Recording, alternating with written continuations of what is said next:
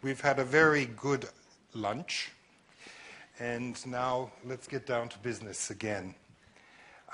This plenary session is called Defining a Social Enterprise, Challenges and a Way Forward. I'm very honored that Eva has asked me to moderate such a distinguished panel. There are 1.5 hours for the discussion, so we'll try to keep to a timetable which will allow each panelist to present and discuss, as well as to engage you, the audience, in dialogue. The aim of the session is to help people gain a fuller understanding of what social entrepreneurship means, an understanding of how and why countries choose certain concepts, and help local participants of the forum reflect on what the criteria might be for the Baltics. And then there's the question, why is this important? Why is definition important? Traditions, scale, and legal forms of social economy and social entrepreneurship vary across Europe. In some countries, social enterprises are well established, while in others, fledgling experiments. The development of frameworks at the national level are, as a consequence, equally diverse. More recently, with the EU's Social Business Initiative, which seeks to strengthen the development of innovative enterprises that have primarily a social mission, the definition of frameworks involves a dialogue between national ministries and the European Commission. Behind the initiative, there is money, which makes it all the more engaging for all of us. This process encourages those countries that do not have explicit frameworks to develop such frameworks, and those that have established frameworks to rethink them. Definitions and criteria of social entrepreneurship should be clear enough to be useful, but not too narrow to exclude creativity and further development. Now, before introducing the panelists, I would like to just explain and clarify. The EU has so many different, organizations and subparts and so on. There is one that I would like to explain to those that don't know what it is. There's a group, there's an EC, a European Commission's expert group on social enterprise or social business. Now, this is an important group. It's a consultative, multi-stakeholder group on social business, and it was established last year to examine the progress of the measures envisaged by the Social Business Initiative. And members of this group include representatives of the member states, social entrepreneurs organizations, the banking and finance sector, and the academic and university sector. 4 of the 5 panelists that we have here today are members of this group, of this very important coordinating and consultative group in the European Union. Now, who do we have here today? And I'll just go forward from my left. Mindaugas Danys has been managing the small middle enterprise department, of the Ministry of Economy in Lithuania since January 2012. During his professional career of over 15 years in both private and public sectors, Mindaugas has been engaged in shaping and implementing economic development, SME promotion, and social innovation policies on regional and national levels. Next is Ariane Rodert, who is the Vice President of the Various Interests Group of the EU's European Economic and Social Committee. And this Economic and Social Committee is an advisory body representing civil society. In this capacity, as well as board member of the European Economic and Social Committee Internal Market Section and representative in the expert group on social enterprise, She actively works on the dossier of social enterprise and social investment. She was rapporteur of the EESC's opinion on social entrepreneurship, drafted on the request of the Commission in preparation of the launch of the Social Business Initiative. As a Swedish member of the EESC, she represents Famna, the Swedish umbrella organization for non-profit healthcare and social service providers, as well as the Forum for Voluntary Social Work, the platform for social voluntary organizations in Sweden. Then we have Professor Carlo Borzaga, who is Professor of Economic Policy at the University of Trento in Italy. His research interests includes cooperatives, social enterprise, the economic role of non-profit organizations, and their interactions with the welfare policies. Currently, he's president of the European Research Institute on Cooperative and Social Enterprises. He sits on the editorial board of various Italian and European journals and has written and co-edited numerous books and papers on labor economics, labor welfare policies, social and cooperative enterprises.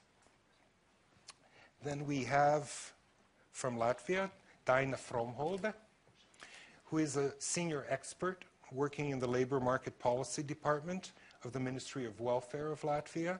She contributes to programs relating to labor market policy, mostly active labor market policy measures, and also works with issues related to European labor markets and policy initiatives.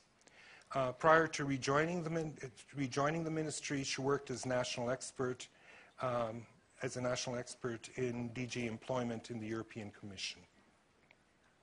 And last but not least, we have Jaan Ops. Jaan Ops is chairman of the management board of the Estonian Social Enterprise Network, of which he was one of the initiators. Previously, he worked over 7 years as a portfolio manager for the Good Deed Foundation, the only venture philanthropy organization in the Baltic countries at that time. Now we will start, and we'll try to keep time with this as well, with Professor Carlo Borzaga, excuse me. That was a whatever. Who will give us the framework, and therefore he has a little more time. And from my viewpoint, he's the godfather of social enterprise in Europe. Please, Professor. Thank you for the godfather. Good afternoon. We closed the previous section with a question on definition, and I start with the definition, and then I will focus in the first part of the presentation on definitions, and then if I have time, I have also some other slides on legal frameworks and sector of activity. I'm not sure to be able to conclude because our moderator seems quite strict. And in any case, I leave the slides to you, in case I don't have enough time to go through all the presentation. Okay, if we look at the debate about economic and social issue, you easily see that there is a conceptual patternment. No? There is a multiplication of definitions using the suffix social next to any economic word. Social enterprises, social capital, social entrepreneurship, social business, social innovation. But also we are assisting to the revival of more traditional words like social economy. I think this is it represents a tendency to try to reconcile the economics and the social, which was cut by the two concepts were cut by the neoliberalist approach during the last 20 years. But at the same time, it creates some confusion. And especially there are three of this concept which are often used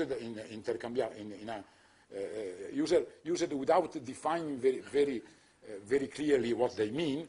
Social entrepreneurship, social economy, social enterprise or social business, as the European community decided to call social enterprises. I never understood why, but they decided to use this social business. Business doesn't mean enterprise. As you know, business is a more general word, but since the European community decided to use also the social business, I put it together with social enterprise. These three concepts have different meaning. I start with social entrepreneurship. Social entrepreneurship doesn't refer to a type of organization. It refers to a trend, a tendency, if you want, which is more or less the Ashoka approach to this set of activities. And it covers a broad range of activities falling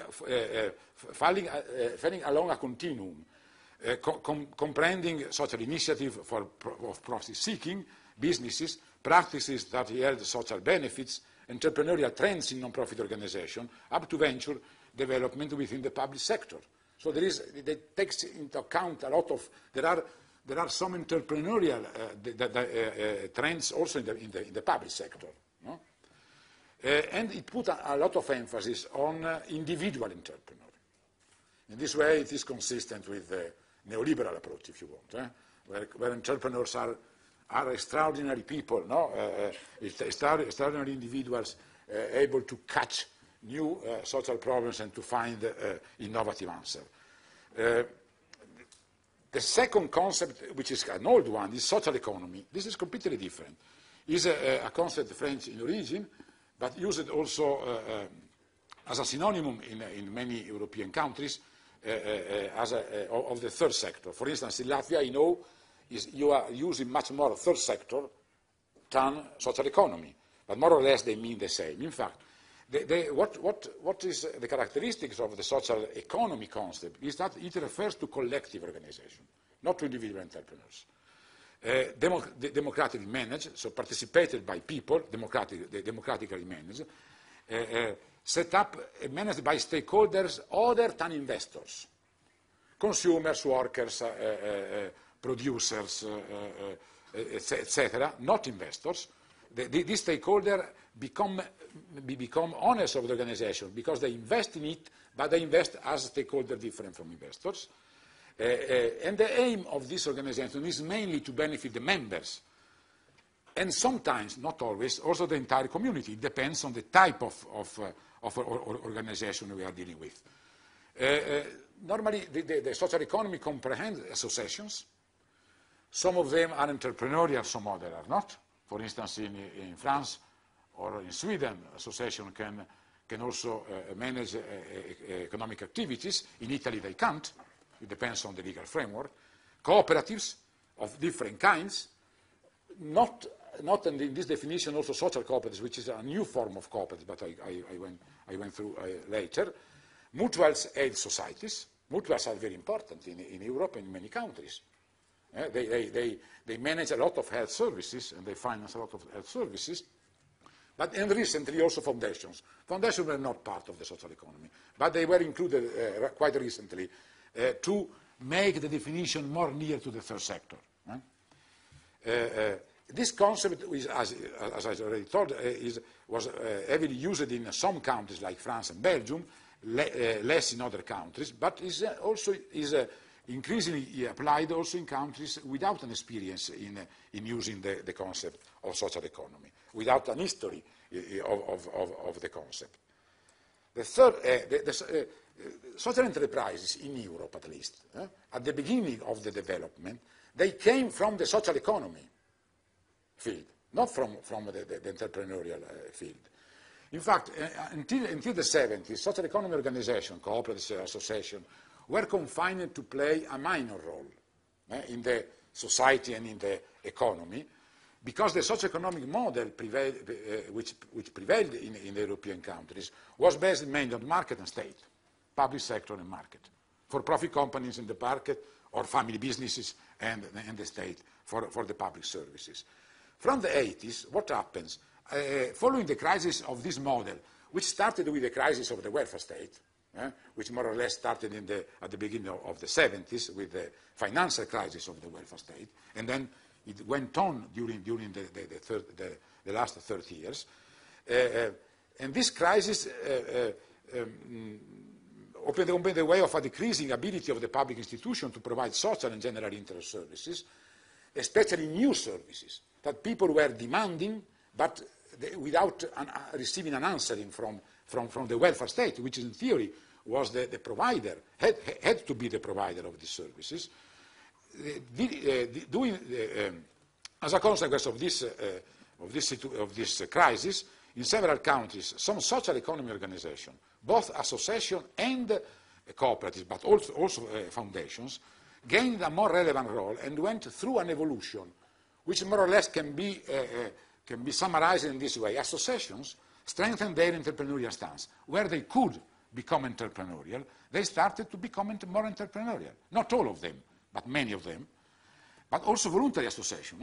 They moved to a more entrepreneurial way, employing people, for instance. No? And now many voluntary organizations in Italy are run by volunteers, are owned and managed by volunteers, but the services are provided by the people employed by the organization. And on the other side, cooperatives strengthened their commitment toward the interest of the community. So they became more community-oriented. And it happens in the association changed habit, moved to entrepreneurial stance mainly in France and Belgium and in countries where they are allowed to do.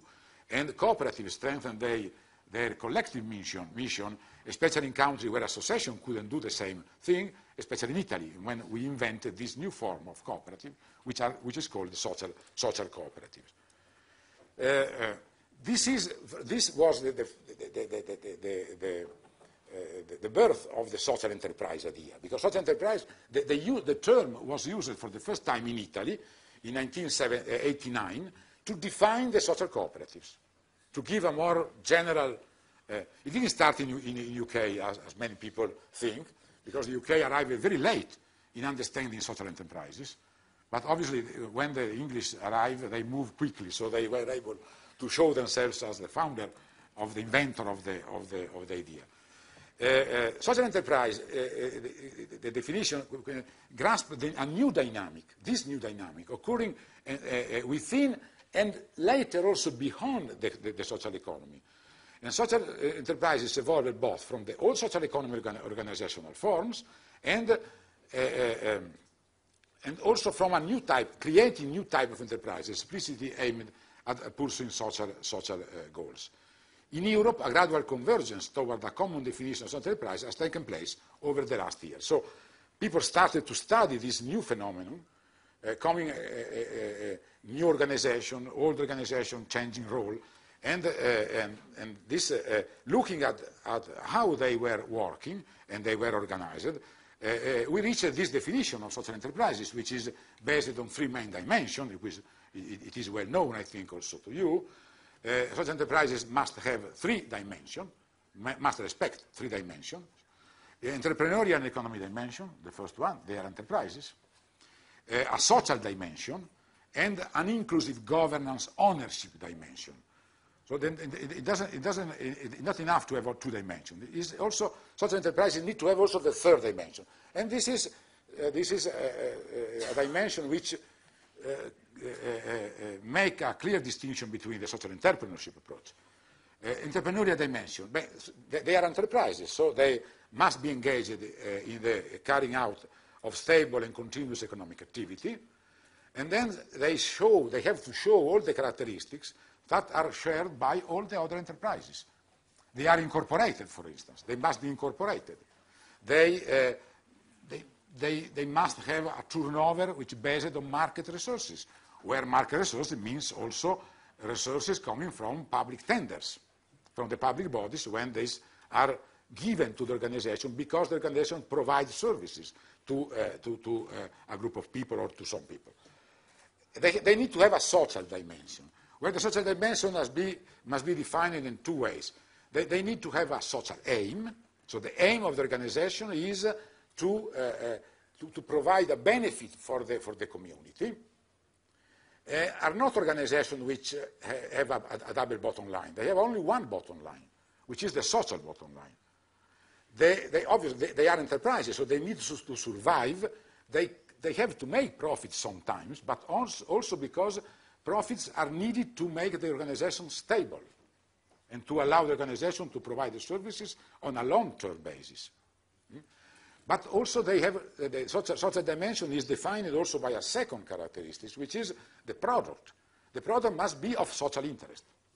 It doesn't matter what means social interest. It depends on the country. It depends on the definition of the community, if a service is of social interest or not, but social enterprise must provide also social services or products which have a social component.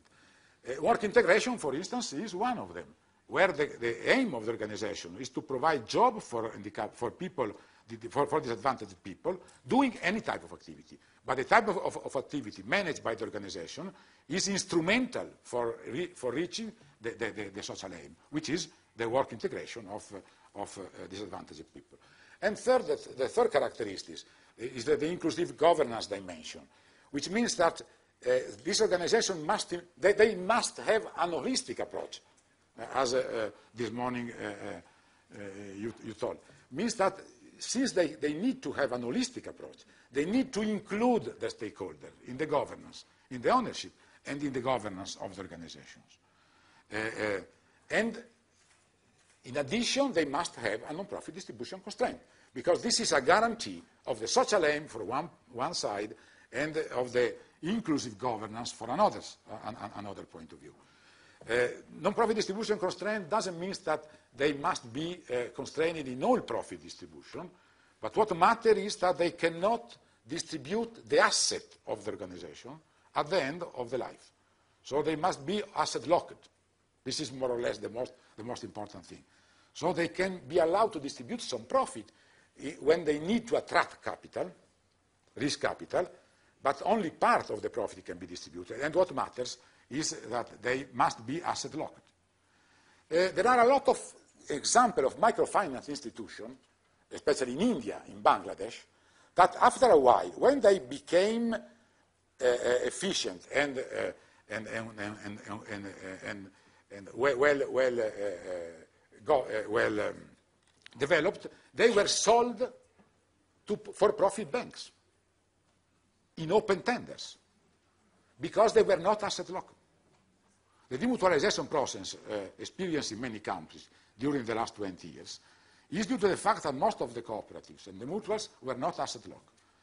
But since these organizations are for the community interest, in the interest of the community, they must be asset locked. So they can, in case of the owner decides to sell the organization, all the money gained by selling the organization must go to fulfill a social aim of other organizations, run by other organizations.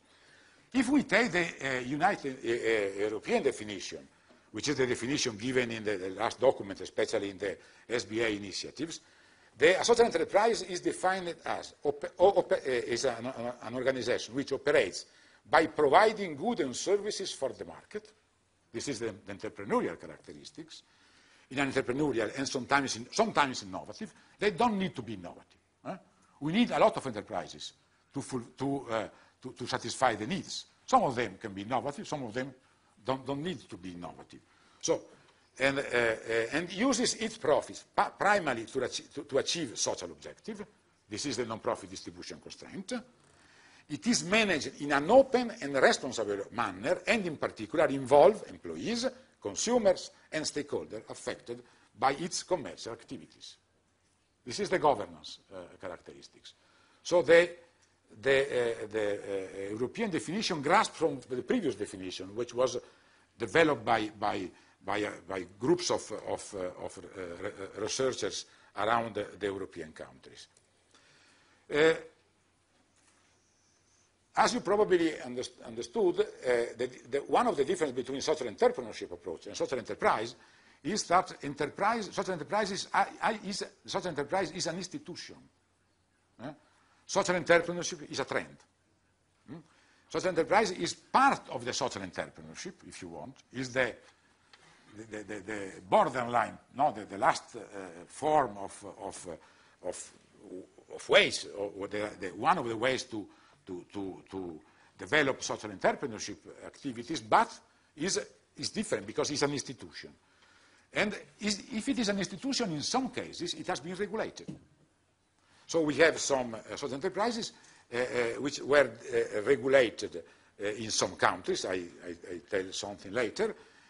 And the idea that social enterprises must be regulated in a way or in another is also part of the European Business Initiative, when between the action for promoting social enterprises, the European Community refer there is also the improving of the legal environment. But I don't.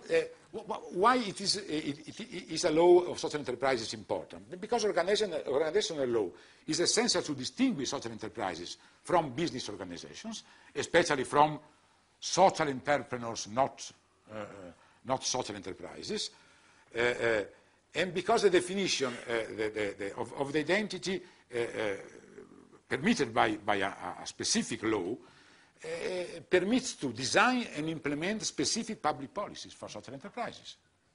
For instance, in the case of Latvia, as I know, the only support policies are the same for small and medium enterprises. There are no specific policies.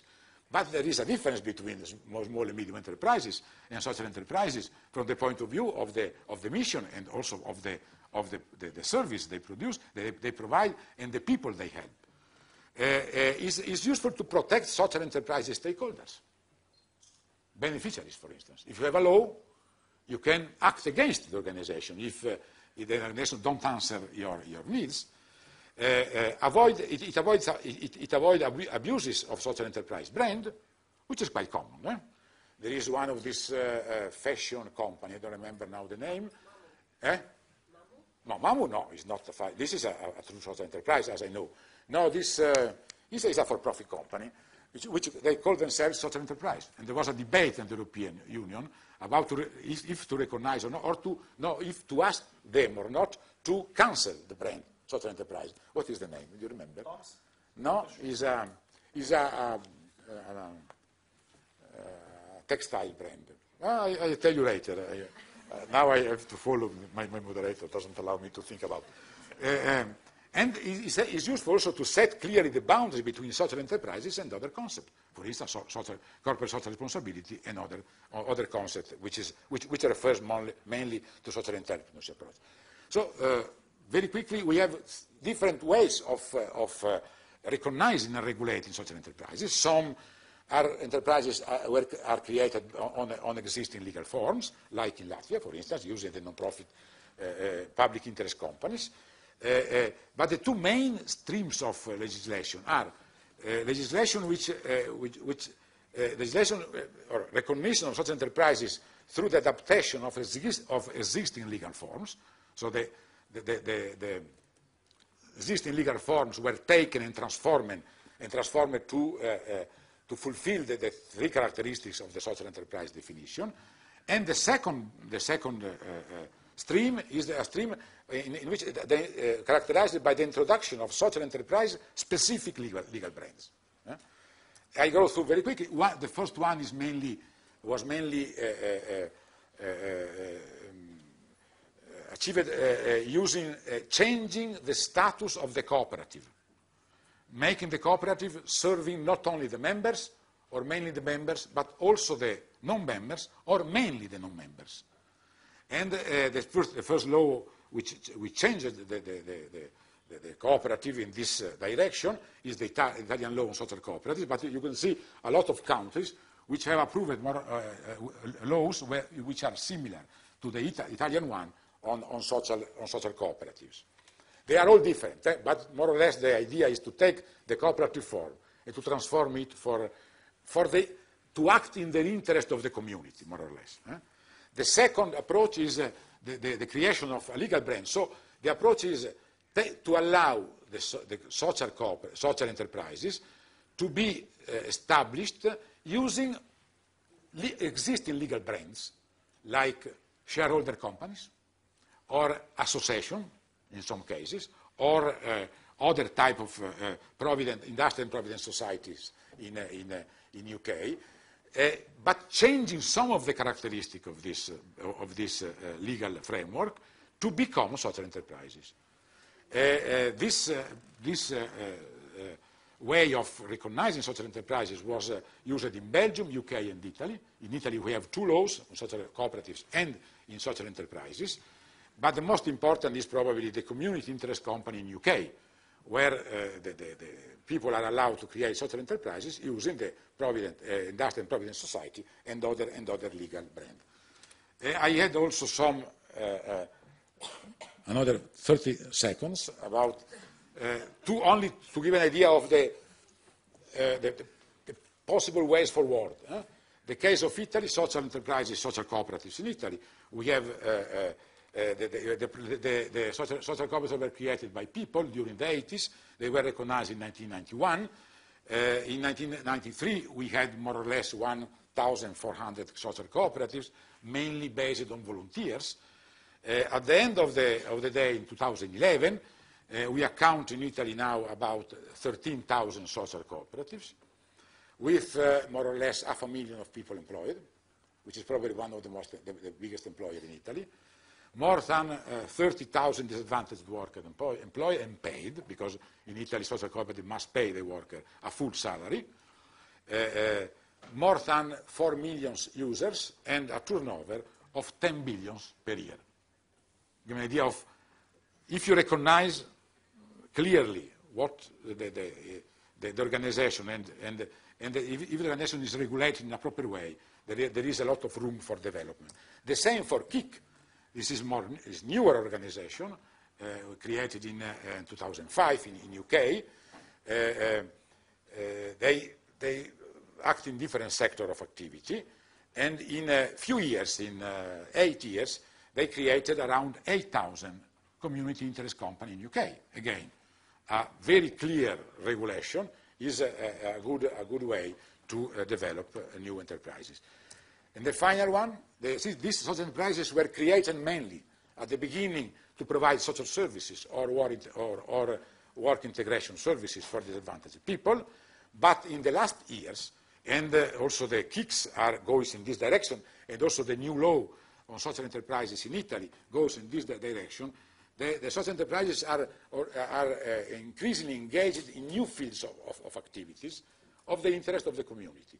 Local development, cultural services, social farming, general interest services of different types. So the set of activities for the future for social enterprises is much larger than it was in the past when they were created to answer some needs of the communities. Thank you. These are closing remarks.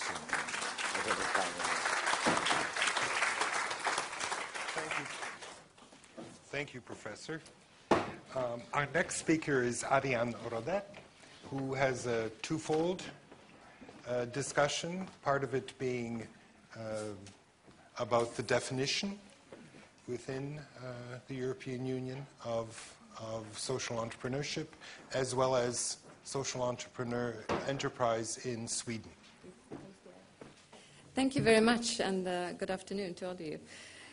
I have, I think, 10 minutes, so about half of Carlo, so I will try to be as concrete as possible. I'm not going to touch a lot on the European dimension, but I think it's important to talk about that context, because we are member states of the European Union. And there has been some interesting work done that I think can help us with the criteria that you mentioned you wanted to meet before. But I was also asked to talk specifically about the Swedish situation and how we view social entrepreneurship and enterprise and how it emerged. As was mentioned, Andris mentioned, I'm a member of the European Economic and Social Committee. I'm not going to dwell on that, but we have a very strong group of social economy actors within the committee, and we've done continuous work on the social business initiative. But I think it's important to say that the EU institutions have truly highlighted the value of social enterprises in Europe, not the least through the launch of the social business initiative, but even throughout continuous work now, and what we've seen at the signals as a result of the crisis, that we're actually employing more people within the social economy. And again, I may muddle you with the terms now, but I like to use the term social economy and social economy enterprises from my perspective. And I think I was probably one of those who fought the social business term that Carlo said that he preferred. So this is just explaining what we're discussing. But if you look at the social economy, because those are the figures we can really look at, back in 2008 it employed about 11 million people in the European Union. Now, 2012, we employ 14.5 million people. So despite the time of crisis, we are growing. We've also proven that these entities are more sustainable in a time of crisis, less bankruptcies, such as published by the Bank of Italy, for instance. But why these are specifically interesting for the institutions and for politicians generally is that they do produce social and economic outcomes. Social outcomes are social cohesion, social integration, but economic outcomes, because they are trading and operating on the single market, producing services and products, and business creations, employment opportunities, so forth. So that dual value creation is key, and also that they are locally rooted and flexible and really listen to the social needs in that area so they can move quickly. I just wanted to say that there will be a large event in Strasbourg, which is taking stock of the social business initiative that was launched in 2011, and to set the agenda forward with the new Commission after the European elections. So we, in the committee, European Economic and Social Committee, are co-organizing this event, and I hope many of you will follow that and hopefully also participate. So let's move on. In the work we did in drafting an exploratory opinion that was kind of feeding into the work that the Commission did on the Social Business Initiative, we came up with descriptions. Purposely, we avoided the word definition, because to try to work with this defining something could be too limiting, because it's a relatively new phenomenon in many member states. And we wanted to make it broad and inclusive, but not too broad. This is the challenge that we have discussed today. So if you look at the European Commission's definition that Carlo already presented, it talks about they are created for a social purpose, to achieve a social impact. They are operating on the market, trading and selling, have economic activity, but they use the surplus or profits to reinvest towards that social aim, and also the governance structure. But also the Commission specifically highlights that the social economy, which includes many social businesses, so that sector, the third sector, the civil society sector, is there. In the bottom part of this slide, when we did our opinion that we gave over to the Commission, we had a few more criteria, and I think some may be worth mentioning as well. We really wanted to highlight the general interest, the public interest, the interest for all and in a community as one key factor. In addition, we also wanted to highlight the not-for-profit, that there's not a maximizing profit aim, nor an equal profit and social aim. Social comes first. That's the purpose for their creation. We also wanted to highlight, because of the context and history and traditional context across European countries, we have a variety of legal contexts, and let not that frame it. Let's be more inclusive and allowing these different traditions to be included in this concept. But also that we said that independence is important. This should not be ideally politicized. There is a high level of independence from the political bodies or the state, and also that they are very often associated with civil society organizations. So keeping these criteria in mind, because these criteria, specifically from the Commission, will set out some of the opportunities to access funding, because you have to fit that suit. So from my perspective, now moving to a Swedish perspective, I want to share the complexity of this and how we have dealt with it. As Andris said, I work for two Swedish umbrellas, and one represents non-profit social and healthcare providers. There are small, new ones with 4 or 5 employees, and some that employ 5,000 employees, such as hospitals. We have a turnover around €500 million, so we are quite established. The small ones less, and the big ones quite more. The primary source of income are public contracts, so selling services to the public welfare state. On the other hand, the other umbrella I work for have the small entrepreneurs, the innovators, the association that has volunteers and said, let's do something, let's start a second-hand shop, let's do something. And that starts as a social entrepreneurship initiative, eventually gets manifested to be a social enterprise. That's kind of how we see the process. But I think what's important, if you look at the Swedish situation, is that we have an extremely active and vibrant organized civil society sector, and have had that for 150 years or even more. We have about 200,000 organizations. Now, Sweden has a population base of 10 million people. That means that most of us are members of at least, I think there are 32 million memberships in Sweden in this sector. So most of us are members of 5 to 10 different organizations. 85% of Swedes are members of at least one organization. And we volunteer on a regular basis. Half the people volunteer on average 14 hours per month. And that's the same hours that the 10 largest companies in Sweden actually employ people to do. So without that volunteering, Sweden would shut down completely if we would stop doing that. So this is something that is very specific for our tradition, for our history, and for our culture. But that's also the root of our viewpoint of social enterprise. So civil society, this very strong civil society sector, going back 100, 150 years, we really had a lot of social issues in Sweden. People identified the needs and filled the needs. And these initiatives are now part of the comprehensive welfare system we have. Prenatal care, dental care, public libraries, even public schools were initiated by civil society organizations.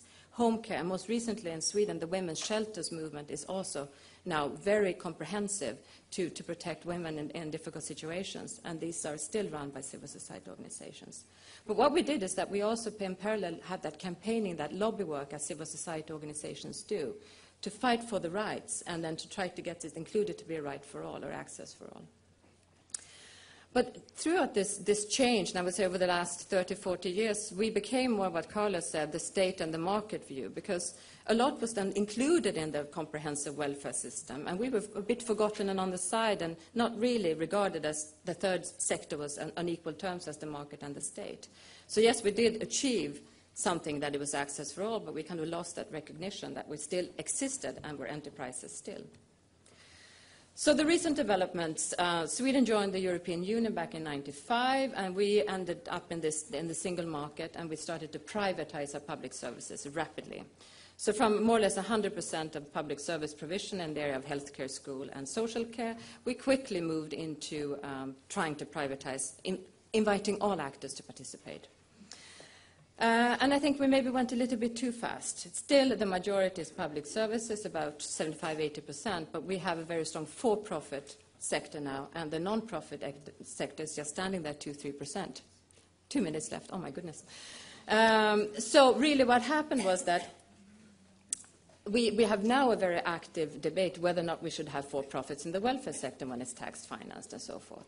But really what it also led to that, we suddenly started to muddle some expressions and these terms and definitions. So for instance, when we talk about social enterprise in Sweden and translate it to sociala företag, it's just the work integration social cooperatives, and there are 300 of them in Sweden. Extremely important, but that's not the tradition. We also have what we call the civil society or social economy enterprises, which are more or less the rest of the 50,000. So we have a very strong grouping, but not really that fits the suit that is presented by some actors. And most lately we've had what we call the social entrepreneur or societal entrepreneurs, which again we don't really sure if they fit the for-profit or profit. And really what that means is that we're still trying to come to terms. We have a strong tradition, but how we fit into the context of this new trend, keeping in mind that we still have a very strong rejuvenating civil society sector. Out of the 200,000 organizations that we estimate that we have, half are less than 10 years old. It's a continuous rebirth of new organizations. But we've been working quite actively, and we've now managed to get much more increased recognition, and there's now an action plan in place to help and develop and grow social enterprises in this very wide perspective, from the small innovation to the large established provider of social services. My last slide to keep our moderator happy. So what kind of criteria would we try to define? Again, trying to make sure that some of our members are 400 years old institutions and some are brand new, just more or less born yesterday. How can we fit in the context of social enterprise? First of all, for us, it's very important that we stem from civil society. This is where the movement of people come together. This is where the social capital is built and created. This is when people do things and engage. And I think Lisa from Denmark said it really well. We just do things because we feel we need to do things. And it's a very welcome environment to do so. But this enterprise specifically ties into that this is the trading part, the economic activity of what we do, not the campaigning work, but actually where the trading happens on the market. Also that we are created based on a social need, and the day that need may be fulfilled, we may say we cease to exist. This is a mission we have to address that need, for instance, homelessness. When there's no more people homeless on the streets, we may shut down the shop and do something else without any energy. The surplus and profit is important, I want to say that, but it's not the objective. It is a means to reach the social objective, therefore it should be reinvested towards that objective. But we all need to have profit or surplus to be sustainable and responsible as employers to our employees, for instance. Our legal forms vary. We use all forms from associations. We don't have a specific legal form in Sweden. We haven't seen the need for it. We make do of what we have. And in many cases, we have hybrid forms. So, for instance, the City Mission started in Stockholm started as an association that then created a foundation that now has a not-for-profit distribution limited company. We just make do of what exists. That doesn't stop us. However, I think Carlo has some valid points. To be recognized, we may have to find a way of including all of us, but we're not going to change our legal form. We want to work this way. We also see as a key characteristic the high level of social innovation, the independence, and the democratic governance. And also, I want to mention that entrepreneurs don't have to be individuals. They can, in many cases, be teams of people. And this is the tradition of the social economy. People come together. It's easier to do things together with someone than to do it on your own. And keeping in mind that not all people are born entrepreneurs, but in the right environment, you can find a good team to be an entrepreneur.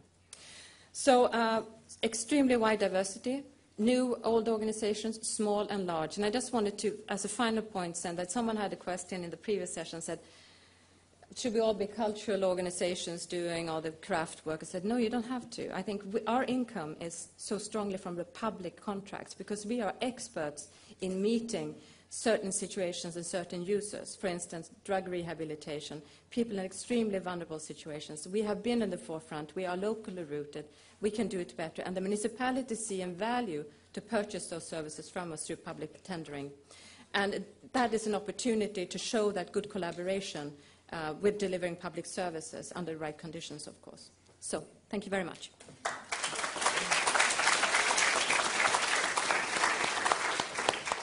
Thank you, Ariane, for both the European dimension and the Swedish context. And I think you started to show the complexity of things at the national level. And just to make things a little more interesting, our next speaker hails from Estonia. And therefore, we're going from a country with very deep and long-term social enterprise traditions to one where the milieu is a tad younger. Jaan. Good afternoon, everyone. I guess this conference, as well as the specific the panel, is a really good illustration of real life. That such kind of debates are really important to have because they create the framework where the social enterprises act inside. But on the other hand, each hour dedicated to these debates is a hour which is not dedicated doing entrepreneurship and creating an impact. So as the representative of social enterprises in Estonia, each day I meet this challenge, how I deal with the debate about definition and legal issues while really helping social enterprises. Starting out with the definition, we don't have any specific legal form dedicated to social enterprises in Estonia yet. So the only criteria what we do have are the criteria for the membership of Estonian Social Enterprise Network. And now probably it's quite interesting to compare it with those definitions which you already saw, or the definitions which you have in your own countries and which are not talked about yet.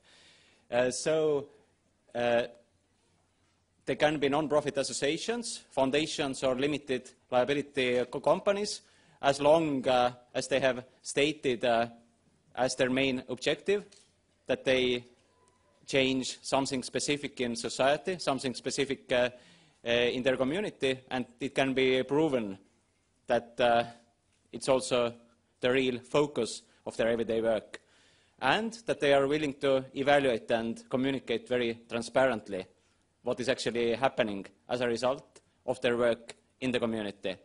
And assets profit used only for the main objective. We are also having some heated debates about this criterion, but it is a criterion for our association membership. And they have to have a clear business model, which is, as was mentioned in previous definitions, it is a continuous, it is stable, and it produces at least 35% of total income. Because, of course, social enterprises are also using grants, donations, and some other means of financing, quite usually. And now the tricky part of this debate and this discussion is, what is the most important in practice? And what we find, what is the most important in practice is that how social enterprises are using this clear, stable business model to create social impact, and in an evaluated, transparent way. And one of the solutions we are working with at the moment is that all those very legal debates are very educating for civil society and social enterprise specialists, experts, but they are not very enlightening for a general public and the communities where the social enterprises themselves are working in, which means that we have to put a face to those criteria what the communities would also understand. And so last 2 or 3 minutes I will just illustrate one of our attempts to put a face to those criteria and also to increase the transparency of social enterprises in Estonia. So what we are doing at the moment, we are producing so-called impact communication reports about all of our members. The process just started, so we have only 3 reports ready so far. They are completed, but by the end of the season, we will have reports on all of our members. And the reports are 3 to 4 pages. As you can see, not too much text, and they are quite colorful as well. And they show the brief description of the need, the solution, and the main indicators. And they have a theory of change, so what is the journey of a social enterprise from the social problem, which is on the left side, to the impact, which is on the right side, and of course all the activities fall in between, and the stories, which illustrate the journey from problem to impact. And so just some larger pictures about the content of the reports. So there are the main outcome and impact indicators, the indicators about them as social enterprises, so about employees, about trading income, to be transparent and proud about the business part as well. Then the theory of change, which looks so deceivingly easy here, but it takes hours and hours with our members, social enterprises, to really develop out of their work so such kind of easy to understand theories of changes. And a story as well, which illustrate, because as you know from practice, it's quite easy to find good outcome indicators, but not really impact indicators. So thank you for attention.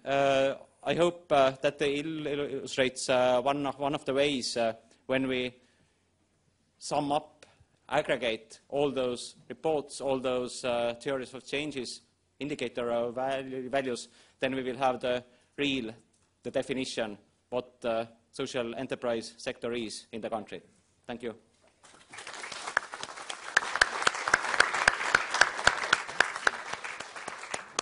Thank you, Jaan. It's always good to hear from our Baltic tiger. Now, closer to home and to Latvian stability, I invite Daina Fromholde to give the situation in Latvia.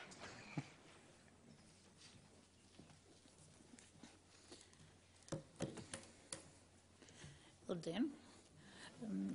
Taking into consideration that everybody else was speaking English, I will try to follow up with the same tradition. Certainly, it's quite difficult to speak about such distinguished speakers and countries with such large experience. Things that I wanted to tell you here is how we are faring with defining social enterprise. The recent news is that we intend to produce a concept paper in first quarter of 2014, hopefully. As the concept is quite new for us, Ministry of Welfare, driven by demand from society and also from the developments in the European Union, formed a working group which was specially dedicated to social entrepreneurship issues. We actually compiled lots of materials. The working group was quite broad. It involved ministries and also social entrepreneurs. Some representatives are researchers, and some are NGOs. And even we have some members who are parliament members. First step was stock-taking, because we really wanted to know what's happening in the national context, because there used to be lots of work integration enterprises, but during the period of change and then during crisis, very few of them survived. But what is interesting and encouraging is that, as you already know from presentations and from people you know in this meeting, we actually have lots of very new enterprises with a very special type of entrepreneur who are, notwithstanding the lack of legal framework, finding ways of solving problems for society and for people they know and care for. Actually, our working group was formed in May 2013, but we started some less formal work even earlier. It was a very lucky coincidence, or whatever we can call it, that at this particular time there was a research going on by Civic Alliance and Providus, which helped us quite a lot. There are other attempts also, but this was a very timely contribution to our work. And certainly we are somehow involved in search for acceptable definition, because we still think that definitions matter, because if you want to work out an appropriate support, and there are so many demands and interests, you at least must somehow set the field of play and priorities, whom exactly we are supporting. Because if you have a novel concept, it's never easy to make the borderline, because there are lots of things happening in society and lots of enterprises who are maybe corporately responsible, innovative, inclusive, or providing very essential services for society, also as if we want to be part of this process. But currently we are trying to define just a very small part, the social enterprise. And we were very much going along the lines suggested by the European Commission in implemented social innovation program draft. In our working group, we actually found out that we can use the definition, but certainly we want it to go together with lots of principles. if we look at the things together, we get quite a workable situation, and we hope that we can go forward. And from the concept paper in our national context, this can mean that we can move on to legal framework. I'm not going to repeat very much the things I wanted to mention, because it was already given in our European dimension and also by Professor Borzaga.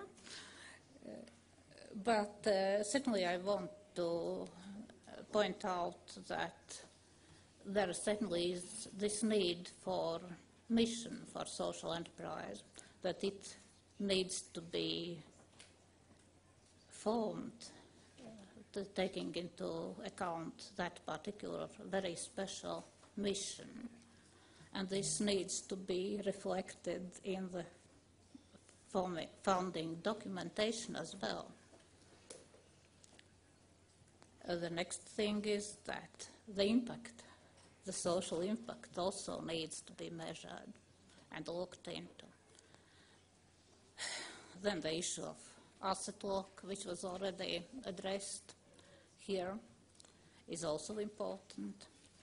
Democratic governance, accountability, which is even more transparent than we are accustomed to.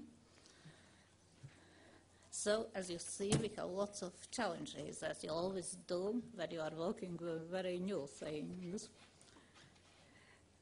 And limitations on profit, I forgot to mention being independent.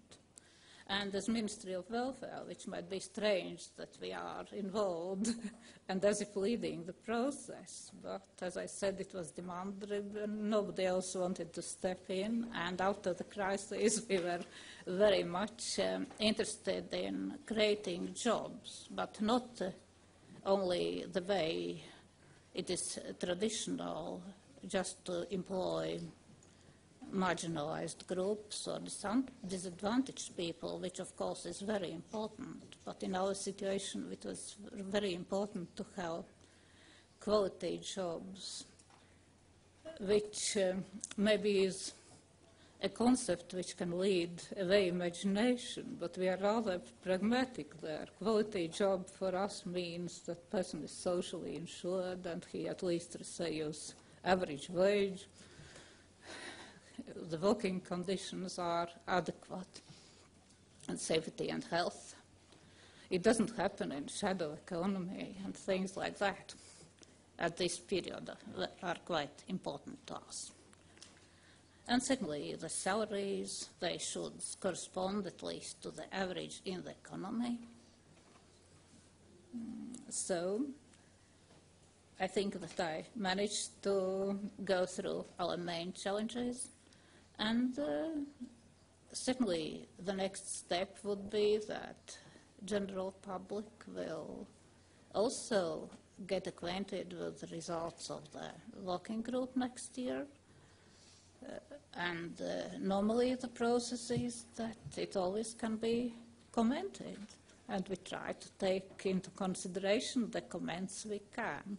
Certainly I am not promising that we can make everybody happy at once, because we have thought about some small budget line during the next programming period.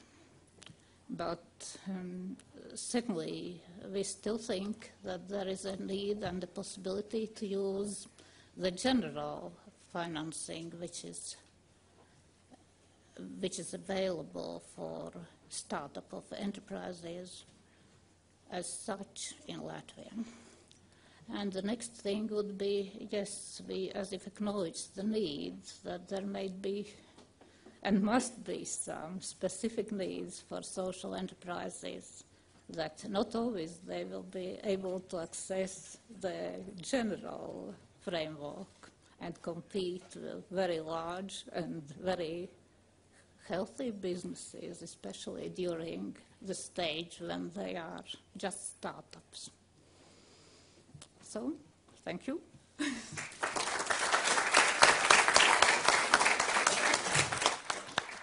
Thank you, Daina Fromholde. It's good to hear. Maybe we start a little later than others, but it's always good to hear that we go forward surely. And now to our balmy southern neighbors in Lithuania. It's Mindaugas Danys. Hi everyone. Are you still with me? Or with us, with a panel? Yeah, I guess I was a bit scared talking about the definition because it's the subject I hate. It's like, although I just want to compliment Janis as well, that he mentioned, well, why not to do something, some practical changes and instead. But I want to start my presentation with short promotion. That's a fresh product of a social enterprise from Vilnius, Lithuania. It's a big issue type of street magazine sold for beneficial purposes, so that the revenues are then being used also for homeless people and other programs. Well, the definition and all the challenges. I mean, I was also thinking that there are plenty of things that we can do using our gut feeling and also focusing on social initiatives and encouraging entrepreneurship and spread of social innovation across different type of organizations. And I thought that at this stage in Lithuania, what we need more awareness. I mean, we can define social business, but if the customer does not know what it is, what it carries together, what kind of meaning, if we want to buy a product and pay premium, or whatever, corporate companies, if they want to procure some of the services. I mean, I know Scandinavian municipalities buy fair trade because we know what fair trade is, and also there are rules that, let's say, they approved for public procurement and advantages to, let's say, social businesses or fair trade products. And here in Lithuania, we still need to move on and complete this first step. Also, impact assessment. That's important as well, I guess, before the definition, because funding organizations, whether it's EU funding, whether there is some public sector funding, could use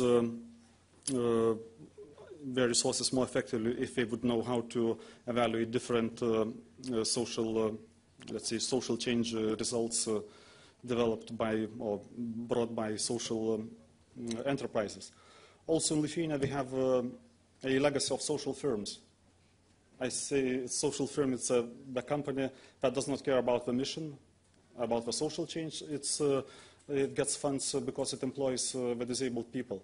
So, and there are about 200 or 300 of them, and about 10% of the disabled people are employed within those social firms, and they get public subsidies. And whenever we start talking about social enterprise in Lithuania, most of the people try to refer to the social firm, which is like very narrow definition.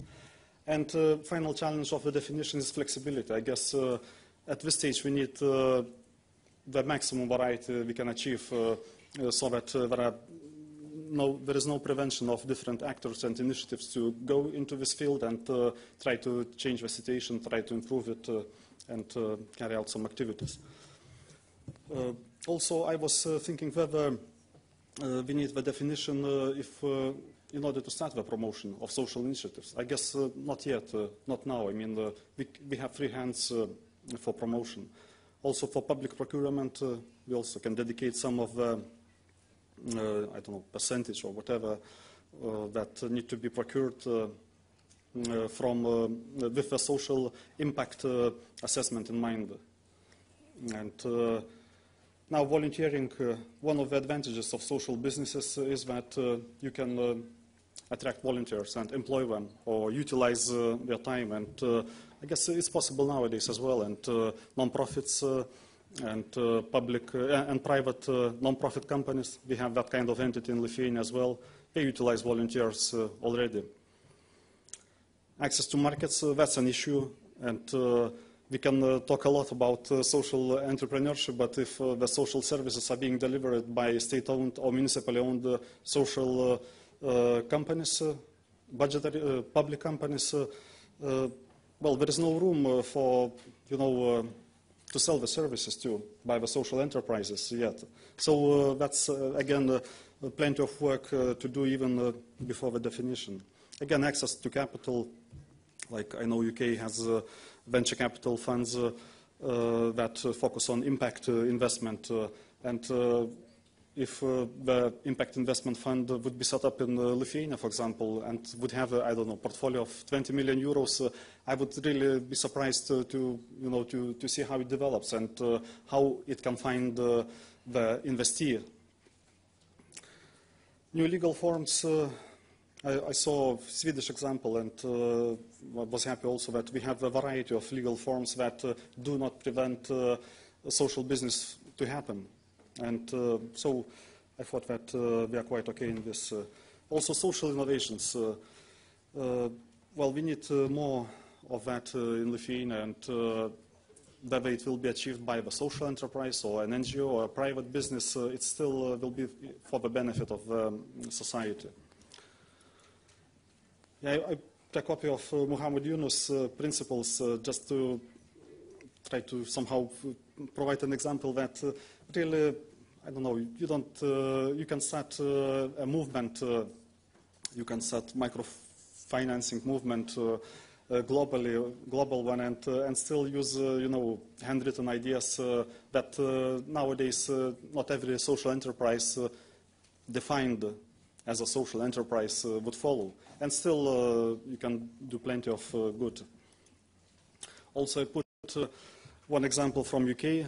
That's how they describe what a social enterprise is if it wants to be branded and use a social enterprise mark, maybe to lure some of the customers, maybe for other reasons. And as you probably noticed, the Estonians, they say it's 35% that you need to get by selling services or products, and UK, they want 50. So, I mean, there is a variation, and I don't know that anyone in this room can, would say that, well, they are right or this is wrong or whatever. So that's like almost the last slide, the one before the final one. I thought that that's my Maslow pyramid of social entrepreneurship promotion in Lithuania, that we need to start with awareness raising, promotion, understanding of it, also impact measurement, social initiatives, the more the better. Access to market also. Let's loosen public funding. Let's open up, let's privatize, demonopolize public services. And then finally, we might need to have the definition. So, well, this is it. Thanks a lot, and I'm looking for the discussion.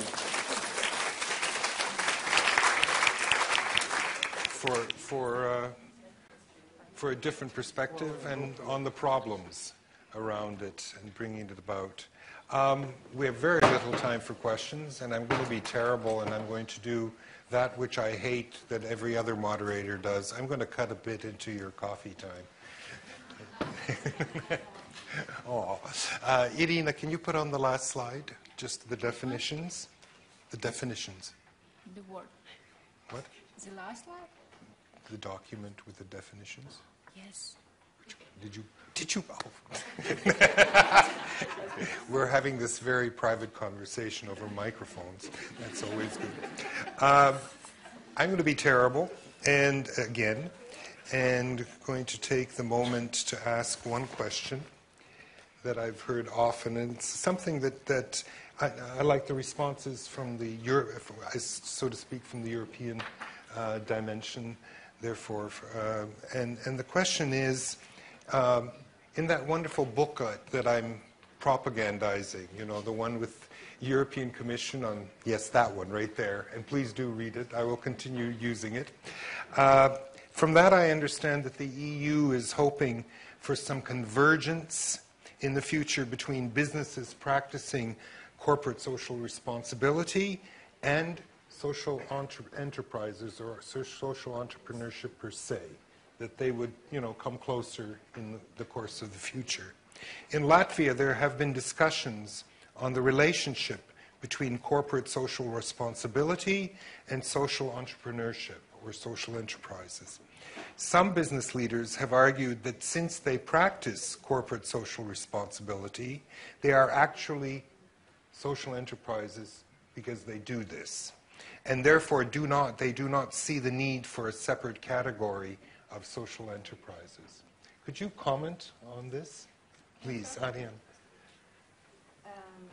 I would say first, the Commission launched the Social Business Initiative in a package, and another part of the package was a strategy for corporate social responsibility. This was purposely done to keep them separate, because they are not the same thing. They live in the same world, and there may be a collaboration opportunity between a company that wants to be engaged in the corporate social responsibility, and they may do it in a cooperation or partnership with a social enterprise. But no, we want to keep them very separate because they are on a scale of social responsibility, moving down the scale. So the social enterprise in itself, from the Commission's view, it exists solely for a social purpose. It's not an add-on. While a corporate social responsibility, I think organic development, all companies should have a social dimension, but it's not the core purpose of that activity. It could be to produce another product, but they may do it in a social manner. So I think that's a very clear distinction. I just wanted to add one more thing while I have the chance. We talk a lot about social impact here, and I think social impact is something that is on the agenda. We're currently drafting an opinion in the Committee on Social Impact Measurements. It's on the agenda of the Commission. So I think that could be a theme for a follow-up conference maybe, but that is very much on the agenda as well. Could I like to take 3 questions, and where's the microphone? Oh, there's the microphone. I saw here first, I saw 2, and I saw 3. We'll have another round. Well, thank you for a wonderful panel. It was enlightening and important. Would you identify yourself every time before you speak? Yeah, my name is Nir, and I'm an alcoholic. Now, I promised Yeva for the hospitality and the invitation to ask questions. But the question is serious. I mean, the way we define social entrepreneurship, we usually talk about systemic social change. And something that I was missing in some of the definitions here is this element of systemic social change, basically creating new solutions to old problems, or the element of creative destruction that Schumpeter talked about when he talked about entrepreneurship, or this element of not giving fish or teaching how to fish, but changing the fishing industry. And the question is whether the existing regime can support and would support this kind of attempt to destruct existing orders, to create a systemic social change. We all keep on saying social change is important. We should lose existing paradigms. The question is whether existing business regime, existing political regime, existing academic regime can support and can promote this very revolutionary agenda. Next up here, thank you, that's revolutionary systemic change. I will name it as such. Up there, Baiba Rubes.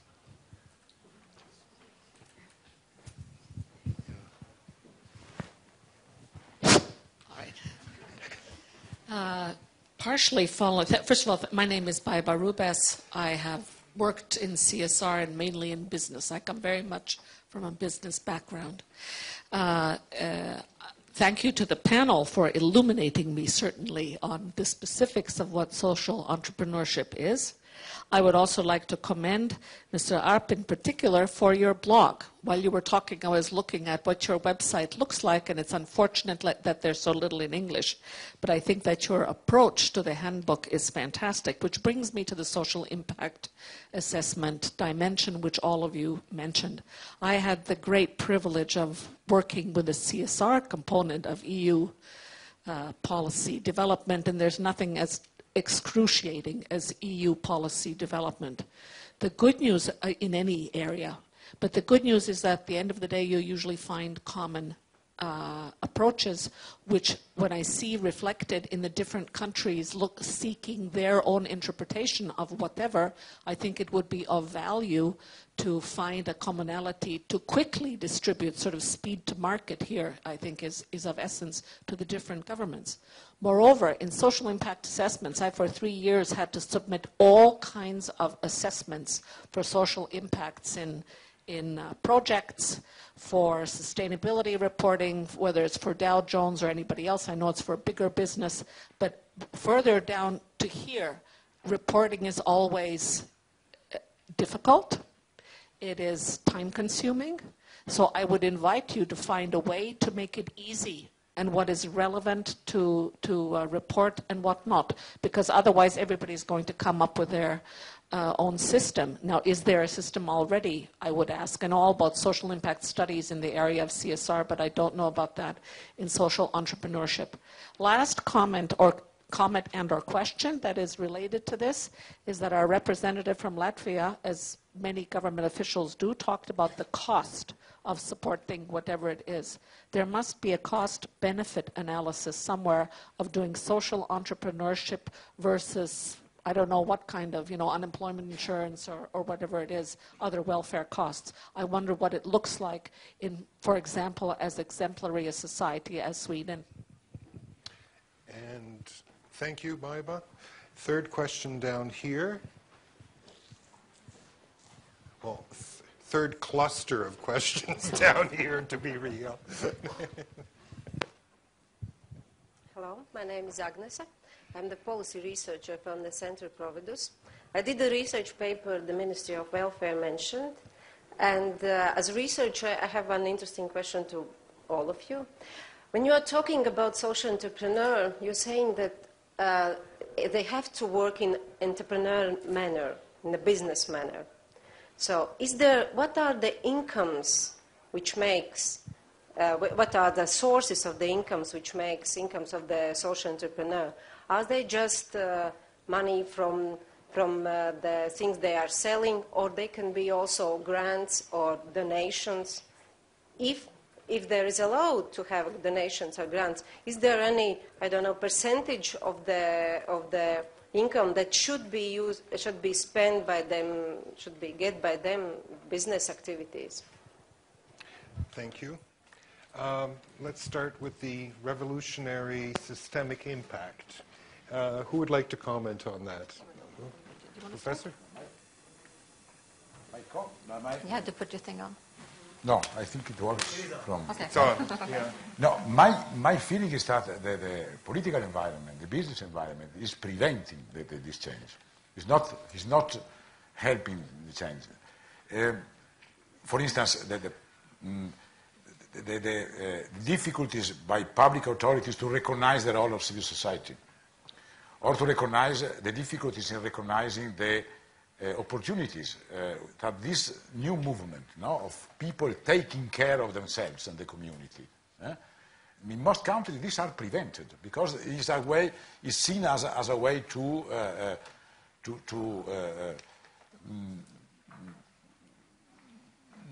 reduce the power of the public or the public authorities or the state. Now, this is clear in many. In Italy, if you decide to clean the street outside your house, you can be put in prison because these are public goods. You cannot do anything. And the business environment again is often against. Also, this idea that if an enterprise is apply the social corporate responsibility, which is a very vague concept, because there are at least three or four definitions of what means corporate social responsibility, and as you know, there were a lot of large companies with very large department dealing with CSR, which failed in a very horrible way. So Lehman Brothers or Exxon and other. I think that also this excuse of the entrepreneurs that they say we don't need to recognize a new form of social entrepreneurship because we still are social entrepreneurs. It's a way to prevent this movement. So I think you need to change a lot, not to help.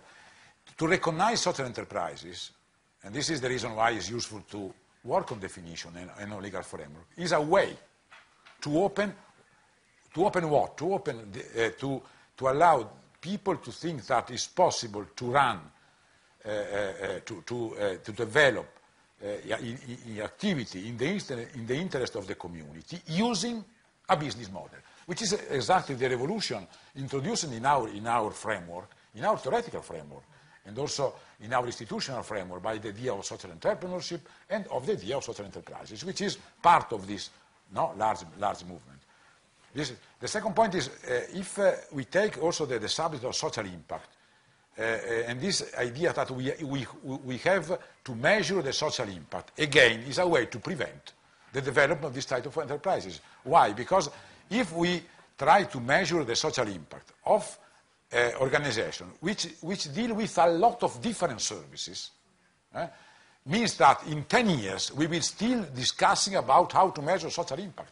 Because one thing is to measure the social impact of a work integration social enterprise, and another completely, you need completely another methodology to measure the social impact of a cultural business, a business like the one presented today in GECES. How do you think that you can have the same methodology to measure all these different things? From my point of view, the best thing to start is to establish a clear boundary for each organization, because this is a way to, more or less, to make them to be more social-oriented. For instance, if I say that a social enterprise, a work integration social enterprise, must employ at least 30% of disadvantaged workers and must pay a full salary, also with helps from the public authorities, in case, okay, I already have decided the impact.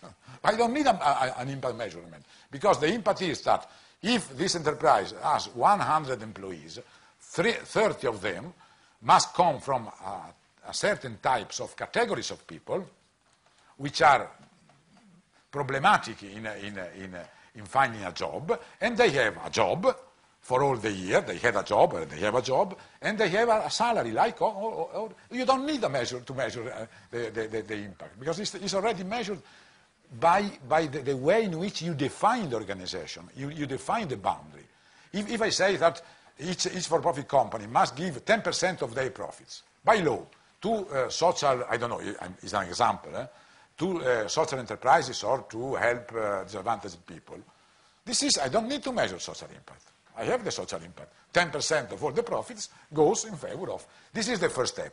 Social impact can come, but we don't. My feeling is that this emphasis on social impact is a way to prevent or to make slower the process of recognition of these experiences. I wanted to ask Jaan about, because he has an aspect of his work which is precisely on impact, correct? Yes. What's your viewpoint on this? So, am I on? Yeah. You're on. It was a very intriguing viewpoint. In my opinion, the only reason for the existence of social enterprises is creating social impact in their communities. And of course, it is not possible to compare work integration social enterprises with cultural social enterprises. But we can definitely compare one work integration social enterprise with another work integration social enterprise. And maybe we can find a way to compare arts social enterprises as well. And why it's important? Because some of those legal frameworks actually do not guarantee at all social impact. And for example, I really like the example of the requirement of giving away 10% for a charity. Because the fact of giving 10%, it does not guarantee anything at all. It can be used for impact, but it can be wasted as well, because some charities are really professional organizations. Another charity can be a very bad organization for the community. And the last point here is that the legal framework can support in general creation of a impact, but still we have to look each social enterprise, because this impact measurement is not something what they have to do and not a bureaucratic requirement, but that's the only reason of their existence and actually the only way how to inspire general public. Of course, general public is not inspired by methodologies, but they are inspired by stories of impact, but still about impact. But thank you. It's a very heated debate, I guess. Because you do need a coffee break, and my next will kill me. Yes. No, we're not finished yet. No. Yes, Ariane. Yeah. I want to reflect on all these three questions, because one was asked specifically around the Swedish model as well. First of all, I fully support what was said about social impact measurements. It's something we do already in social enterprise. It's not something new or added that we have to start. This is why we exist, and this is what we do on a daily basis. We have a purpose. We want to see if we're achieving that purpose. And there's so many different methods that exist, some really good ones, and one is a cost-benefit analysis. The social return on investment is a model that can be used in some context and in some not. So again, we need a diversity of methods and models because we are so diverse. So the approach that we're taking in the opinion we're currently drafting for the committee to feed into the Commission's work, because in two regulations from the European Commission now, they say that there has to be a prescribed method for social impact measurements. And we're warning them to move too quickly because it's such a complex area. And really just to see what exists out there and make sure that we use the methods that do exist. But cost-benefit analysis is a key component because it's a saving for society. It's a reduction of potential social cost by doing these engagements that we do. I also wanted to, I think this is very closely tied to your question on social innovation and systemic change. Social innovation is crucial. And systemic change is one way of looking at social innovation. I look at the BEPA report from the Commission. They look at three different facets. One is systemic change. And any measurement method could actually stifle innovation. We have to afford to experiment and test things. So to add to the complexity, many of our member organizations work with very difficult cases, people in a cumulative exclusion from society. One individual could take years to reintegrate. And if we want to start counting numbers of people, we're never going to look successful, and we cannot experiment in getting those methods. So yes, it's a high level of social innovation. It has to be a high level of freedom to experiment and test, to find the new solutions to tackle societal changes. I'm fully with you. It's a very key criterion that needs to be highlighted again. And the final thing was about this funding streams. And if you look at funding streams of a social enterprise generally, I think Carlo can fill in here as well as the other panelists. The first portion is usually grant-funded of one sort, if it's an EU project or it's a subsidy just to get a project. But then we end up what we call in the value of death. How do you become sustainable? How can you scale up? And then when you're big enough, you have assets. You can go and acquire access to regular capital. So what we're looking for is a way to find a hybrid capital to get you through that valley to be sustainable. One way is to look at funding streams from public contracts, given that you have liberalized the markets, of course, and I think that was a really valid point, but also to find a way of hybrid capital and patient capital where there's a state guarantee to kind of take off the risk and then inject appropriate capital. Because for many of us going to a regular bank, they don't even know what we are. We don't have the asset. We don't have a business idea. We're not like normal mainstream business. And therefore, there needs to be a really good exchange to build on some of the good examples you have in Italy, for instance, on the cooperative banks that understand, that come from our sector, the financial intermediaries that actually facilitate appropriate capital. Microfinance is also important. So there are all these instruments. We just have to find a good portfolio of them to access them, because this is something we are tackling, I think, all countries, in my country too. We have the same issue. We need development capital, and we can't access it when you're medium size. Yes. Yes. Very short. Very short on this third question, because this is another important thing. This emphasis on market resources can be misleading, Because what makes an enterprise? What means market? First of all, what means market? Second, what defines an enterprise is not that an enterprise must rely on market resources. An enterprise must guarantee that it provides a good or a service on a stable and professional way. This is an enterprise. Then, normally, they must rely on market. But all this debate about 50%, 15%, I find very, very unuseful, also because you can have an enterprise which rely only on subscription, for instance, on quotas. For instance, I'm running an institute I'm chairing an institute which has a turnover of 2 million euro. Most of this of the revenue comes from subscription paid by the cooperatives. I am an enterprise. Yes, I am an enterprise, but I may not rely on market in the pure sense, no? And then also because market means private market or public market. And public market, what it means? You rely on market when you win a tender, and in case the public authority give you the money to provide a service, is market or not? This is a too generic term. What makes an enterprise is a continuous provision of a good or a service on a professional and stable way. Then the resources can come from different sources, from only one sources, because my feeling is that in the cultural field, in the field of cultural services, for instance, we will have more and more enterprises financed by annual subscription by members.